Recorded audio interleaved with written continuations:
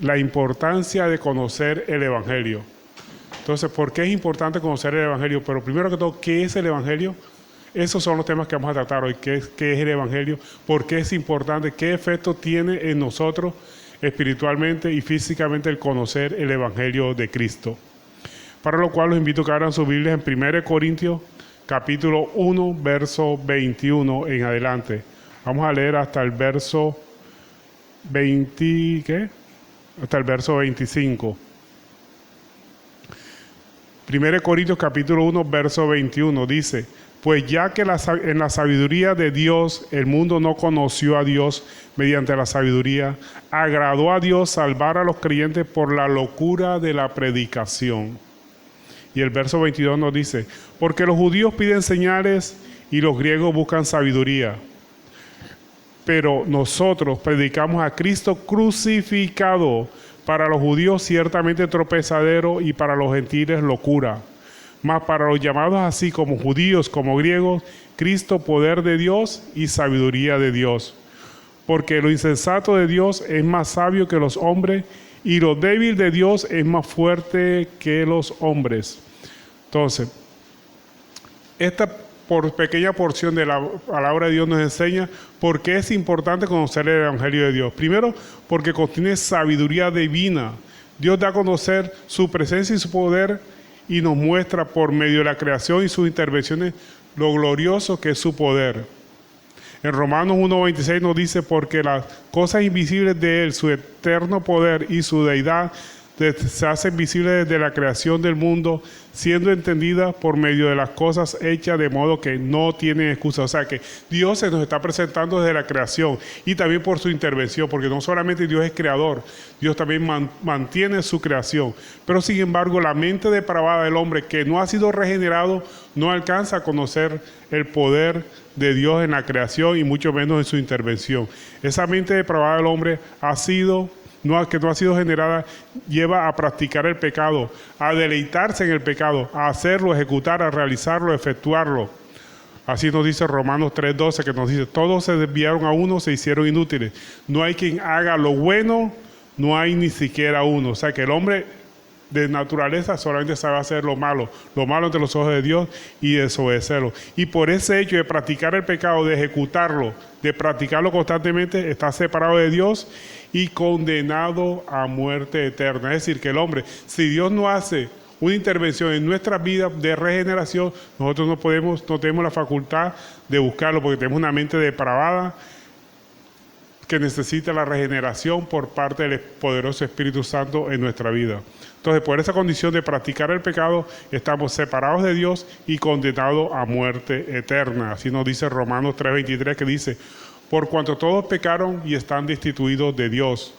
Y en Romanos 6:23 nos dice: porque la paga del pecado es muerte. O sea, el salario por pecar es muerte. Mas el regalo de Dios, la dádiva de Dios, es vida eterna en Cristo Jesús, Señor nuestro.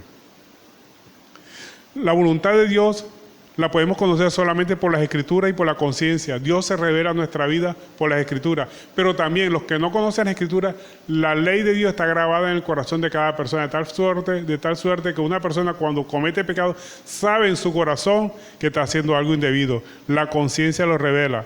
En la conciencia, para los que no conocen las Escrituras, por lo tanto no hay excusas.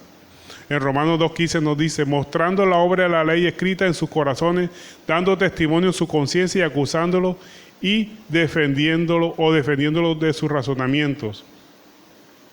Pero a pesar de todo, de que el hombre nace con una mente depravada, que no puede buscar de Dios y que ni siquiera entiende la voluntad de Dios en el proceso de creación y su intervención en esa creación, porque no solamente Dios es creador, sino que mantiene la creación, Dios establece un plan de predicación. Y ese plan de predicación, ¿en qué consiste? En la predicación del Evangelio. Nadie tiene fe en Jesucristo si no es por la predicación, porque la fe es por el oír y el oír la palabra de Dios. Y esa predicación para algunos es locura. ¿Qué significa que es locura? Que carente de juicio o de uso de razón. ¿Por qué? Porque no proviene de hechos sorprendentes. Muchas personas quieren buscar de Dios por un milagro, quieren ver cosas fantásticas, exuberantes en su vida para creer en Dios. Inclusive hasta le ponen condiciones a Dios algunos. Le dicen: Dios, si tú sanas a mi hijo, a mi mamá, a mi familiar, yo me convierto en el Evangelio. O sea, ponen a Dios en una condición de que si Dios no hace un milagro o una determinada obra sobrenatural, pues no van a creer a Dios. Entonces, por eso para algunos es locura, porque Dios solamente diseñó un plan de salvación para los hombres a través de la locura de la predicación. Entonces, para algunos es locura, para los que no creen, pero para los que creemos en el poder de Dios, en el Evangelio de salvación, es poder de Dios. Romanos 1:16 nos dice, porque no me avergüenzo del Evangelio, porque es poder de Dios para salvación de todo aquel que crea, al judío primeramente y también al griego. Porque el Evangelio, la justicia de Dios se revela por fe y para fe, como está escrito, para ser justo por fe vivirá. Pero también hay algo importante que tenemos que tener en cuenta. ¿Qué nos motiva a buscar el Evangelio? O sea, ¿qué nos motiva a nosotros a entrar a una iglesia a buscar de la palabra de Dios? Muchos buscan señales milagrosas, ¿verdad? Así como los judíos, que los judíos buscan señales. O algunos buscan sanidad, prosperidad. Otros tranquilidad, porque tienen una vida desesperada por los problemas que los agobia. Y dice, Señor, si tú me das seguridad, si me das tranquilidad, si me das paz en mi corazón, yo creo en ti. O sea, le ponen condiciones al Señor. Pero el Señor no permite que la gente crea en Él a través de señales milagrosas, como los judíos, como señales de sanidad, prosperidad o de tranquilidad, cambiar las circunstancias como prueba de la autenticidad del mensaje. Esos son síntomas de incredulidad. Es decir, que si usted necesita un milagro en su vida para creer en Dios, usted es un incrédulo. Si usted necesita un milagro de prosperidad en su vida para creer en Dios, usted es un incrédulo. Si usted necesita una señal de tranquilidad, de paz en su hogar, usted es un incrédulo. ¿Por qué? Porque nosotros creemos sin necesidad de ver, porque precisamente ese es el verdadero evangelio, cuando usted cree sin ver. Pero la incredulidad necesita ver milagros portentosos, prodigios para poder creer.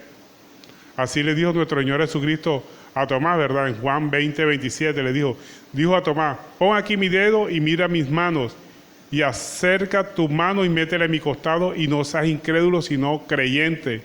Entonces Tomás respondió y dijo, Señor mío y Dios mío. Jesús le dijo, porque has visto, Tomás, creíste. Bienaventurados los que no vieron y creyeron. O sea, que nosotros somos más bienaventurados, que no necesitamos ver milagros portentosos para creer. Solamente con saber que Cristo resucitó, que Cristo murió por nuestros pecados y resucitó al tercer día, es suficiente para nosotros, para obtener la salvación y también salir de la esclavitud del pecado. Por eso es que el verdadero creyente se conoce porque no necesita ver milagros para creer. Simplemente cree porque el Evangelio es eso. El Evangelio se manifiesta a los hombres por la fe en Jesucristo. ¿Qué nos lleva a aceptar el Evangelio? Ya vimos que algunos piden señales milagrosas, pero otros buscan conocimiento que conduzca a una explicación lógica. Eso se conoce como los griegos, ¿verdad? Que necesita que ese evangelio sea algo lógico, que lo puedan entender, y eso no está dentro del plan de Dios. Pero sí es cierto que debe haber un equilibrio entre el conocimiento y el amor. ¿Por qué? Porque el conocimiento sin amor nos puede llevar a distorsionar el evangelio de Cristo, como llevarnos al orgullo, a la arrogancia, a la soberbia. Muchos porque conocen de la palabra de Dios y se enfrentan, o conocen a algunos que no conocen mucho de la palabra de Dios, lo tratan de humillar o menoscabar porque saben mucho de la Biblia. Eso, el conocimiento, por eso dice la Biblia que el conocimiento envanece. Tenemos que predicar el evangelio con humildad. Y si alguna persona no estamos de acuerdo con ellos, explicarle por qué no estamos de acuerdo con ellos. Pero algunos simplemente cierran la puerta porque consideran que esa persona no es apta para debatir con ellos porque lo consideran que está errado. Nosotros, si sabemos un poquito más que otra persona, entremos con humildad y con amor a predicarles el evangelio o a mostrarles los puntos en que la persona puede estar equivocada. Acuérdense que el evangelio se fundamenta más en el amor que en el conocimiento. Las dos cosas funcionan alternadamente, tanto el conocimiento como el amor, pero el conocimiento sin amor enaltece a la persona y lo puede llevar al orgullo, a la arrogancia, a la soberbia. Mientras que el amor le da un verdadero valor genuino al conocimiento, porque un conocimiento sin amor es un conocimiento vano. Es aplicar el conocimiento de manera ética y compasiva lo que tenemos que hacer. Así nos dice 1 Corintios 13:4. Dice, el amor, dice 1 Corintios 13:2, dice, si yo tuviese profecía, o sea, si conociese, dice también, si entendiese todos los misterios y toda la ciencia, y tuviese toda la fe, de tal manera que pudiera trasladar los montes, y no tengo amor, nada soy. O sea, de nada sirve el conocimiento si no tenemos amor. O sea, las dos cosas tienen que estar unidas, el amor y el conocimiento. No es que sea primero el amor, pero el amor prevalece sobre todas las cosas. Pero las dos cosas son necesarias. El amor y el conocimiento para que tengamos una vida verdadera conforme a la voluntad de Dios. Por eso 1 Corintios 13:2 nos dice que si yo tuviese profecía, o sea, si tuviera todo el conocimiento del mundo, hasta tuviera una fe tan grande que pudiera trasladar los montes de un lugar a otro, pero no tengo amor, nada soy como címbalo que retiñe, un platillo que tocan sin ningún son, una guitarra que le toca las cuerdas sin ninguna melodía, o sea, produce sonido, pero no produce algo agradable ante los ojos de Dios. El amor, el conocimiento para que tenga un valor genuino, debe estar cubierto o marcado por el amor. El amor es aplicar el conocimiento de manera ética y compasiva. Por eso es precisamente el amor. No ser orgulloso, no ser arrogante, que no nos llene la soberbia por creernos que sabemos más que otra persona, ya sea de la palabra de Dios o en cualquier otra área también podríamos utilizar ese término, ¿verdad? Porque 1 Corintios 13:4 que nos define exactamente qué es el amor, porque para el mundo el amor es simplemente un sentimiento, ¿verdad? Yo amo si tú me amas, si tú no me amas yo no te amo. O sea, el amor está en función de sentimientos físicos, sentimientos que puede tener una persona hacia otra. Pero para la Biblia, para lo que Dios quiere enseñarnos a nosotros, el amor no es un sentimiento, es una decisión. Es decir, así como la madre que decide amar al hijo, así ese hijo sea malo o lo que sea, Dios también cuando toma la decisión de amarnos, Él nos amó y entregó a su Hijo Jesucristo por amor a nosotros para que todo aquel que en Él crea no se pierda, mas tenga vida eterna. Entonces, el amor es una decisión, uno decide amar no importando lo que suceda. Así nos dice 1 Corintios 13:4. Algunos no pueden estar de acuerdo con esta definición, pero es la definición que Dios da. Dice, el amor es sufrido, es benigno, el amor no tiene envidia, el amor no es jactancioso, no se envanece, no hace nada indebido, no busca lo suyo, no se irrita, no guarda rencor, no se goza de la injusticia, mas se goza de la verdad. Y aquí viene lo más importante, todo lo cree, todo lo sufre, todo lo espera, todo lo soporta. Ese es el verdadero amor. Así como ese amor que Dios hizo su decisión de entregar a su Hijo para que todo aquel que en Él crea no se pierda, mas tenga vida eterna. Todo. Dice, entonces, el mensaje del Evangelio va mucho más allá de las expectativas humanas. No pretende cambiar las circunstancias. Muchas personas buscan el Evangelio de Cristo para que Dios cambie las circunstancias. Cambie una enfermedad, cambie la condición económica de una persona, o cambie las circunstancias de penuria o pesar por la que está pasando la persona. No, el Evangelio de Cristo va más allá de las expectativas humanas. No pretende cambiar las circunstancias en primera instancia. Lo que Él quiere es cambiar nuestra manera de pensar, quiere cambiar nuestro corazón, quiere que busquemos a Cristo por la obra regeneradora del Espíritu Santo. Por eso Romanos 12:2 nos dice, no nos conforméis a este siglo, sino transformaos por medio de la renovación de nuestro entendimiento para que comprobéis cuál sea la buena voluntad de Dios, agradable y perfecta. O sea que la única forma de conocer la voluntad de Dios, que es buena, agradable y perfecta, es renovando nuestro entendimiento, no pensando que Dios tiene que estar en función de nuestras necesidades. No, nosotros somos los que tenemos que buscar y hacer la voluntad de Dios, no Dios hacer la voluntad nuestra. Cuando nosotros cambiamos esa forma de pensar, que buscamos a Dios para que Él nos satisfaga nuestras necesidades, nos satisfaga nuestra voluntad, eso se llama egocentrismo, que es como si Dios estuviera pendiente alrededor de nosotros. ¿Qué es lo que tú necesitas para cumplirte? No, nosotros somos los que tenemos que cumplir la voluntad de Dios, y Él quiere que ninguna alma se pierda, sino que todos lleguen al conocimiento de la verdad. Entonces, el mensaje del Evangelio va mucho más allá de la expectativa humana. Ya dijimos que Él no pretende, en primera instancia, cambiar las circunstancias, sino cambiarnos a nosotros. Y cuando nosotros cambiamos, automáticamente las circunstancias cambian. Entonces, nosotros somos los que tenemos que cambiar. Dios no va a cambiar las circunstancias a menos que nosotros cambiemos. A veces Dios permite circunstancias funestas o calamitosas en nuestra vida, es para cambiarnos, para que pongamos la mirada en Cristo Jesús. Entonces Dios muchas veces utiliza las circunstancias para trabajar con cada uno de nosotros. Así que mejor es poner nuestras decisiones todas en manos de Dios, sabiendo que Dios siempre va a dar lo mejor para cada uno de nosotros, y que todo lo que Dios permite en nuestra vida es para nuestro bien. Acuérdense lo que dice Romanos 8:28, que todo lo que le sucede a los que conforme a su propósito son llamados es para su bien. Todo lo que Dios permite en nuestra vida es para nuestro bien. Por eso Job terminó diciendo una frase que a mí me llama mucho la atención, que dijo, así Él me matare, en Él seguiré creyendo. O sea que todas las circunstancias que Dios permite en nuestra vida siempre será para nuestro bien. Tenemos nosotros que aprender aceptar la voluntad de Dios, que es buena, agradable y perfecta, y que todo lo que Dios permite en nuestra vida siempre será para nosotros. Cuando nosotros predicamos el Evangelio, mostramos a Cristo, no sus milagros, su sabiduría, aunque son aspectos importantes de su ministerio para que el mundo lo conozca. Pero para muchas veces ese mensaje de no predicar los evangelios, no predicar los milagros y la sabiduría es un insulto o es una simpleza.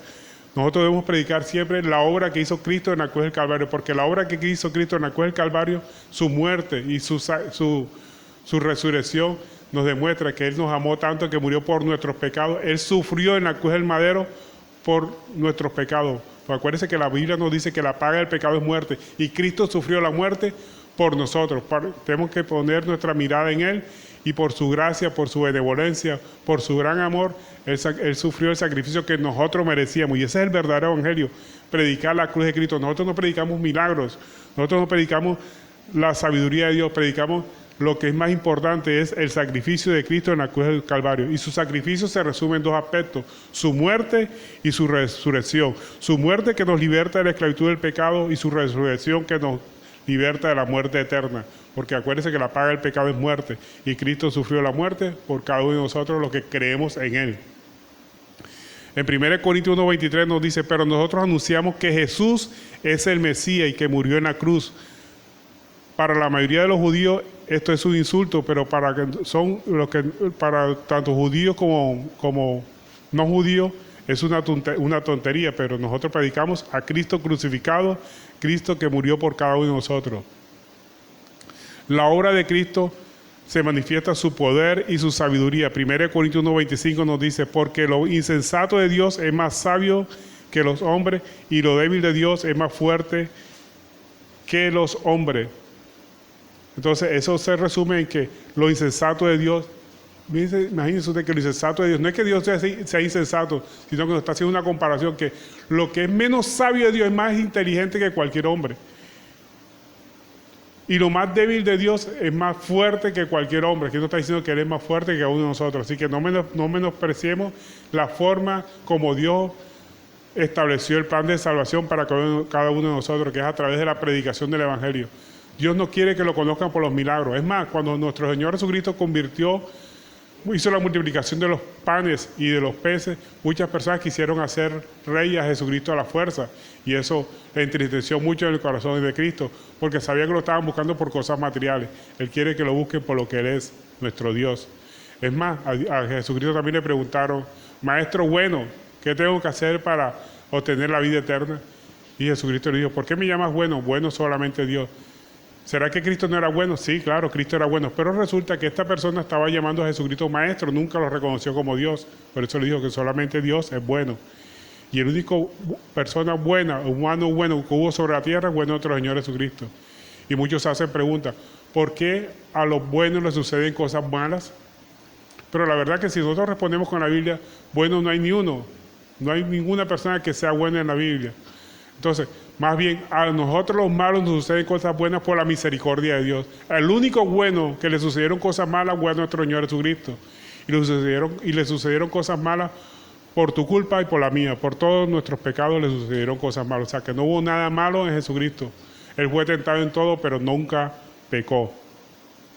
Entonces, la importancia de conocer el Evangelio radica en que reconozcamos que somos malos. Cuando nosotros conocemos verdaderamente el Evangelio, sabemos que somos malos. Muchas personas que no conocen el Evangelio se consideran que son buenas. Pueden ser buenas en algunos aspectos, pero terminan haciendo cosas malas en otros aspectos. Entonces, nosotros somos malos por naturaleza. También cuando nosotros conocemos la importancia del Evangelio, reconocemos que estábamos condenados, porque la paga del pecado es muerte. O sea, que el pago que Dios estableció por el pecado es la muerte. No importa qué clase de pecado sea, todos los pecados tienen la misma consecuencia. Aunque no todos los pecados son iguales ante los ojos de Dios, pero todos los pecados tienen la misma consecuencia, es muerte eterna. Por eso, si alguno infringe la ley en un solo punto, infringe toda la ley. Es como si una persona estuviera colgando de una cadena con 10 eslabones. Con incumplir uno de esos eslabones, con uno de esos eslabones se reviente, esa persona cae, que es la condenación. Bueno, así pasa con el pecado. Con un solo pecado que la persona cometa, no importando la categoría que se encuentre ese pecado, está condenado a la muerte eterna. Entonces, nosotros estamos condenados a la muerte eterna. Pero ahora, si como hemos reconocido que Cristo es nuestro Salvador, somos justificados. Romanos 3:23 nos dice, por cuanto todos pecaron y están destituidos de la gloria de Dios, siendo justificados gratuitamente por su gracia mediante la redención que es en Cristo Jesús. El gran amor de Dios por nosotros, que se manifestó a enviar a su Hijo Jesucristo a morir por nosotros. Ahí es donde está la esencia del Evangelio, que Dios envió a Jesucristo para morir para todo aquel que en Él crea.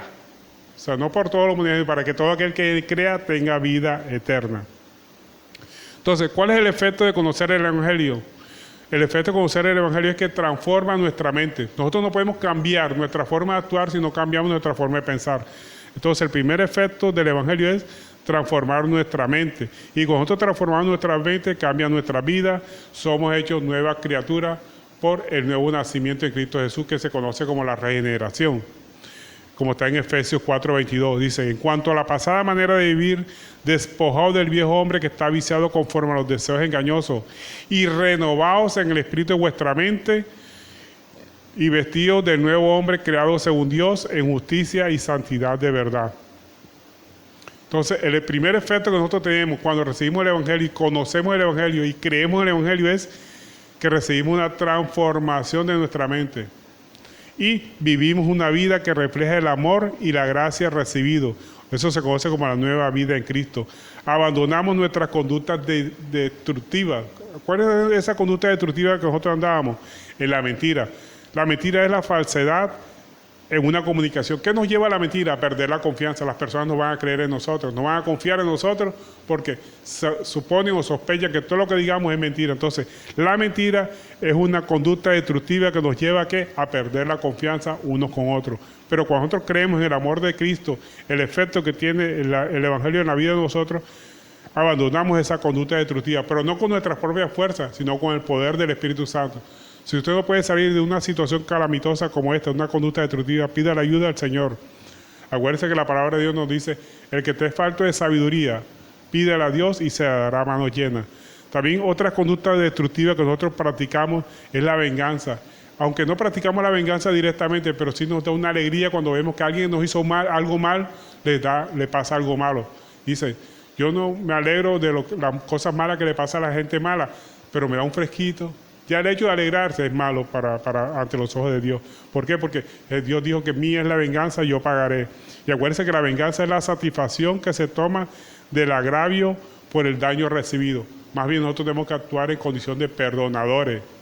Así como lo contrario a la mentira es la confianza, lo contrario a la venganza es el perdón. Tenemos que perdonar no importando lo que nos hayan hecho. Otra conducta destructiva que nosotros empezamos a dejar cuando conocemos el Evangelio de Cristo es el hurto, que es tomar o retener cosas ajenas, aunque no directamente la persona puede dedicarse a robar, pero el hecho que le den un vuelto de más o le den algo por equivocación y usted no diga nada y se quede con ellos, eso es robar también ante los ojos de Dios, porque no es suyo, no le pertenece. Ya dejamos de robar y de sacar provecho de errores que otras personas cometan. Y eso significa que tenemos que devolver lo que no nos pertenece, lo que nos han dado por error, o porque nosotros hicimos una actividad de tomar o retener cosas ajenas que no nos corresponden, tenemos que devolver lo que hayamos tomado que no era nuestro. Eso significa abandonar esa conducta destructiva. Otra actividad destructiva que nosotros practicamos antes de conocer el Evangelio era la grosería. ¿Qué es la grosería? Es la falta de respeto. Y tenemos que actuar con educación ante todas las personas. No importa si las personas nos agreden verbalmente, siempre tenemos que ser cortés y con educación y responder amablemente a todas las personas. No importa si son groseras las personas con nosotros. Eso se llama educación. Tenemos que ser siempre educados con todas las personas. No importa si nos tratan mal. No podemos devolver mal por mal, sino devolver bien aunque nos hagan mal. Eso es lo que Dios quiere con nosotros, que seamos mansos. ¿Y qué significa manso? Que obedezcamos la ley de Dios, que obedezcamos los mandamientos de Dios, que hagamos cosas buenas. Otra circunstancia que refleja que la gracia de Dios está sobre nosotros y que hemos abandonado conductas destructivas es abandonar el enojo. ese sentimiento de ira contra alguien y ser sereno. Si alguien nos hizo algo malo, no actuar con ira, sino ser sereno, tranquilo. Dios toma el control de todas las circunstancias. Y eso obviamente lo contempla la palabra de Dios en Efesios 4:25. Vamos a leer, por favor, me acompañan, Efesios 4:25. Dice, por lo cual desechando la mentira, hablar cada uno verdad, cada uno con su prójimo, porque somos miembros los unos de los otros. Ve aquí lo importante que Dios quiere que dejemos la mentira. Si realmente conocemos el Evangelio de Dios, tenemos que desechar la mentira en nuestra vida. Tenemos que hablar con verdad, cada uno con su prójimo, porque somos miembros los unos de los otros. Cuando nosotros echamos fuera de nuestra vida la mentira, creamos confianza, porque la gente va a confiar en nosotros. No van a estar apercibidas de que le estamos diciendo mentiras. Si usted lo coge en una mentira, lo más seguro es que se pierda la confianza entre las personas. Y perder la confianza es lo más desagradable, porque uno siempre estará pensando que la persona nos está engañando. Sigue diciendo el verso 26 del capítulo 4 de Efesios. Dice, airaos, pero no pequéis, que no se ponga el sol sobre vuestro enojo. Es decir, que podemos tener rabia en un momento dado, pero el hecho de que nosotros cojamos rabia por una circunstancia no nos da a nosotros licencia para ofender a la otra persona. Podemos coger rabia, sí, claro, nos hicieron algo malo y podemos coger rabia, pero no ofender a la otra persona, o sea, no pequemos, no pagar mal por mal. Nuestro Señor Jesucristo se airó cuando llegó al templo y encontró que habían hecho de la casa de su padre una cueva de ladrones, cogió un látigo y sacó a todo el mundo ahí, y se airó. Pero, ¿qué pasó? Él trató con sumo cuidado de las palomitas, trató con sumo cuidado de las personas, tumbó las mesas, sí, pero no ofendió a nadie. O sea, no pecó. Él nunca pecó. Fue tentado en todo, pero nunca pecó. Dice la Biblia en el verso 27 del capítulo 4, no deis lugar al diablo. Dice, el que hurtaba, no hurte más, sino que trabaje haciendo con sus manos lo que es bueno para que tenga con que compartir con el que padece necesidad. Dejemos de estar cogiendo lo que no es nuestro, porque hay muchas formas de robar, ¿verdad? Aprovecharse del error de alguien con un huerto, con algo que nos dio de más porque la persona cometió el error y contó mal o calculó mal y nos da algo que no nos pertenece. Devolvámoslo. Siempre tenemos que devolverlo lo que no nos pertenece. Y el verso 29 nos dice, ninguna palabra corrompida salga de nuestra boca. Evitemos decir vulgaridades, ya sea vulgaridades colombianas de otro país. Tenemos que evitar de decir vulgaridades. Ninguna palabra corrompida salga de vuestra boca, sino que sea buena para la necesaria edificación a fin de dar gracias a los oyentes. Si a nosotros nos oyen diciendo vulgaridades, eso no glorifica a Dios. Todo lo que nosotros hablemos tiene que glorificar a Dios. Pero una vulgaridad no glorifica a Dios de ninguna forma. Y el verso 30 nos dice, y no contristéis al Espíritu Santo, con el cual fuiste sellado para el día de la redención. Quítese de vosotros toda amargura, enojo, ira, gritería. Dejemos de dejar de estar gritando. Y maledicencia y toda malicia. Antes sean benignos unos con otros, misericordiosos, perdonándonos unos a otros como Dios también os perdonó a vosotros en Cristo Jesús. Entonces, aquí están las características de un verdadero cristiano que ha recibido y ha entendido lo que significa el Evangelio. Tiene que abandonar la conducta destructiva. Si usted no tiene fortaleza para abandonar la conducta destructiva, pídale al Señor fortaleza para que Él se la dé, Él se la da a mano llena. Acuérdense que Dios dice, el que te falta de sabiduría para sobrellevar estas conductas que son dañinas para nosotros mismos, pídale ayuda al Señor y el Señor le dará la ayuda. Pero tienes que reconocerlas ante Dios. Cuando nosotros reconocemos nuestros pecados, nuestras falencias, nuestras faltas ante Dios, Él nos ayudará. Pero si nosotros nos creemos que estamos actuando bien, que hicimos las cosas correctamente, pues no estamos reconociendo nuestro error y no va a venir nuestro pronto socorro, nuestro pronto auxilio. Entonces, ¿qué es el Evangelio? Para resumir, podríamos decir que el Evangelio, ¿qué es? El Evangelio podríamos definir desde dos puntos de vista. El Evangelio es el resumen de los hechos y de la historia y la vida de nuestro Señor Jesucristo, resumida en los 4 Evangelios. En el Evangelio de Mateo, de Marcos, de Lucas y de Juan. Ahí está la vida de nuestro Señor Jesucristo. Eso se podría decir como el Evangelio, que contiene la vida, palabras y obras de nuestro Señor Jesucristo. Pero desde otro punto de vista, el Evangelio es la buena noticia. ¿Cuál es la buena noticia? Que Cristo murió por nuestros pecados. Que ya no vamos a morir por nuestros pecados porque Cristo murió en la cruz del Calvario por ellos. Esa es la buena noticia. El Evangelio es buena noticia de proporcionar salvación y redención por el pecado, del cumplimiento de la promesa hecha de Dios. ¿Cuál fue la promesa? De derrotar a Satanás y ofrecer salvación al mundo por medio de su Hijo Jesucristo. Y esa promesa estaba desde el protoevangelio, lo que se conoce como protoevangelio. Génesis 3:15 dice: y pondré enemistad entre ti y la mujer, y entre tu simiente y la simiente suya. Esta te irá en la cabeza y tú le herirás en el calcañar. O sea, nuestro Señor Jesucristo le dio en la cabeza a Satanás, que es el que nos llevaba a pecar muchas veces, pero también nuestra inclinación a pecar. Acuérdense que si alguno ha pecado, abogado tenemos con el Padre. Y la inclinación a pecar que nosotros tenemos se debe a nuestra concupiscencia. Cuando nosotros ponemos nuestra mirada en nuestro Señor Jesucristo y en el Evangelio de Jesucristo, esa concupiscencia es derrotada y ya Satanás no tiene ninguna función en nuestra vida, es derrotado. El cumplimiento de la promesa de Dios se dio con la muerte y resurrección de nuestro Señor Jesucristo. El Evangelio realmente lo encontramos en 1 Corintios capítulo 15, verso 3. ¿Qué nos dice 1 Corintios capítulo 15, verso 3? Este resumen del Evangelio. ¿Qué es el Evangelio? Dice: porque primeramente os he enseñado lo que asimismo recibí, que Cristo murió por nuestros pecados conforme a la Escritura. Ese es el objetivo del Evangelio, no es otro. Cristo murió por nuestros pecados. Y sigue diciendo: y que fue sepultado y resucitó al tercer día conforme a la Escritura. Es decir, que murió por nosotros. Murió por nuestros pecados y resucitó por nosotros. Que ya no necesitamos morir, ya no tenemos que morir, tener la muerte eterna. Sí vamos a morir físicamente, pero no vamos a morir espiritualmente. Porque la paga del pecado es muerte. Ya Cristo sufrió la muerte por el pecado de cada uno de nosotros. Entonces, el Evangelio es el cumplimiento de la promesa de Dios hecha de derrotar a Satanás, y ese cumplimiento se dio con la muerte de nuestro Señor Jesucristo y su resurrección. Y el cumplimiento de los dones espirituales. Con respecto a los dones espirituales, hay dos corrientes que dicen que los dones cesaron y otros que dicen que los dones espirituales continúan.